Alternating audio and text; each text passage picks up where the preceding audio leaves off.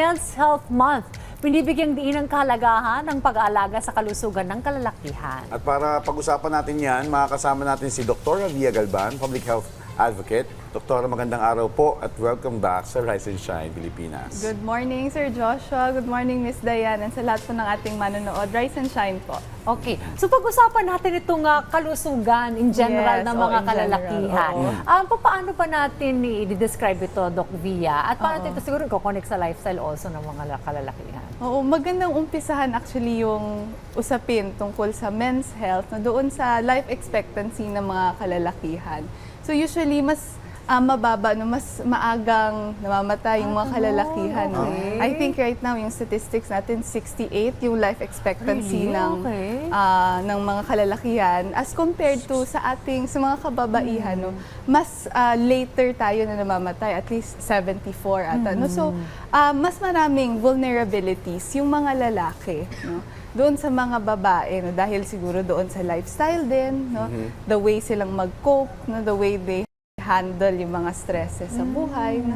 Which also affects no, yung yung health nila. No? Kaya importante na malaman natin kung ano yung mga vulnerabilities na yun and bakit sila mas maagang namamatay, mas prone sa sakit, no? Compared doon sa mga counterparts, sa mga kababaihan. Okay. So speaking of vulnerabilities, kasama ba dito yung mga decision nila sa buhay? Like yung mga, kasi yung iba adrenaline junkies, yung mga nakikita natin na online, sa social media, this is why women live longer. Parang ganyan. Kasi yung mga lalaki, true, ano, no? padalos-dalos sa decision. Pero aside from that, ano pa ba yung mga health issues nila? Namin mga lalaki. Yung health issues, no, especially sa mga kalalakihan, in part, no, Sir Joshua, tama no, na may mga habits nila no, can contribute doon sa vulnerabilities. No. Number one, no, hindi sila ganun ka-mindful doon sa lifestyle nila. So number one, no, mas madalas silang umiinom ng alak, no, mas marami silang umiinom ng alak, mas mas prone sila to respiratory diseases tulad ng lung cancer dahil mas maraming kalalakihan ang naninigarilyo. No? Bukod pa doon, may mga ibang coping mechanisms yung mga lalaki. Doon nga sa view natin kung gaano katatag yung mga lalaki. No, minsan, no, hindi sila ganun ka-open or hindi sila ganun ka-willing magpatingin. No? Kung may nararamdaman. Minsan, no, iniinda nila yung mga sintomas, yung mga sakit na nararamdaman nila. Kasi minsan, hindi naman sa binabaliwala nila, but kasi no, kailangan nilang maging matatag, no, kailangan nilang maging malakas. No?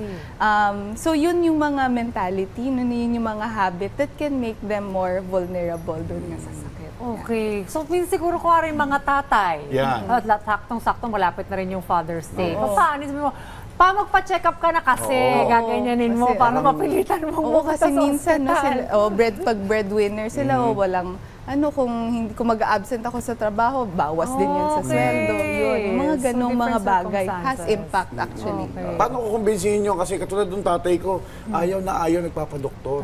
Takot siya sa Maraming ospital. ganyan, oo. maraming ganyan. Paano anong tamang, how do we communicate sa mga parents, sa mga ka-RSP natin na hirap, nayayain yung mga tatay nila magpa-check up? Ako, nagiging problem ko rin yan sa Joshua. Hindi ka nag-iisa dyan. Aside from medical doc, maging life coach ka ngayon, Doc. Paano ba Paano yan? po? Life coach tayo today. So actually, hindi siya nagagawa sa isang upuan lamang. Okay. It's the constant reminder, no? And it's the hand-holding, no, na ginagawa natin sa ating mga tatay, no, para mas maengganyo sila, no, make it a family affair, no, na hindi lang siya, no, yung magpapacheck up, tara check up tayong lahat, no? Okay. Para hindi niya ma-feel na siya lang, no, hindi niya ma-feel na single out siya. Or no? burden siya, ganyan. Oo, kasi Okay. kailangan nila, sila yung haligi ng tahanan, Yes. di ba? Especially sa mga fathers natin. No? So, kailangan nila maging malakas. But if we do it as a family affair, no, That's good. yayain natin sila, nakasama tayo, no? Mas may engganyo sila na mas magpatingin, no? Hindi lang doon sa part ng pagpapatingin sa doktor. The lifestyle changes also is done as a family, as a unit. Ayun, Yeah. correct. Oo. Family event ito. Yes. Family event siya. Yung tipong yan. parang mauna kayo sa ospital, pasunod ka na dito sa amin, dito na kami lahat. Tapos Check silent up lang kami. tayo. Wala na siyang choice. So, Eto, bakit naman mahalagang bigyang pansin, Doc, ang mental health ng mga kalalakihan? Yan naman ang usapan actually, natin. no, mahalaga ang mental health sa mga lalaki kasi mas prone sila no doon sa mga mental related na conditions no kasi nga no may mga norms, no, may mga kultura tayo sa when it comes to men, no, yung toxic masculinity, yung machismo, no, na dapat mas malakas sila, no. Pero it actually puts them in a more dangerous, more vulnerable position, no. Tapos iba din yung coping nila, no, instead of siyempre nilalabas nila yung saloobin nila, no, mas kumikiling sila doon sa pag-inom ng alak, no? Yung mga coping mechanisms nila, especially when it comes to mental health related conditions, no.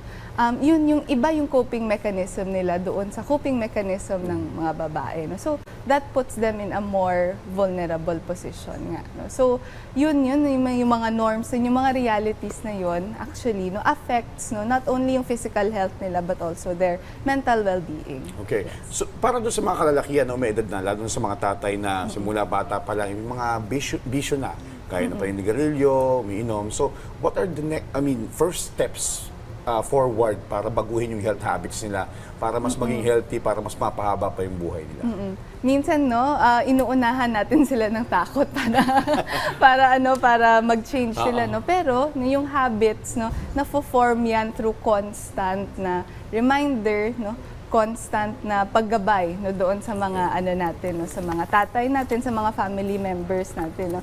And you do it again, no, together. Kasi minsan, no, kahit hindi mo sila sabihan, no, hindi mo sila pagsabihan, no, kasi minsan pag ganun, hindi na sila nakikinig no.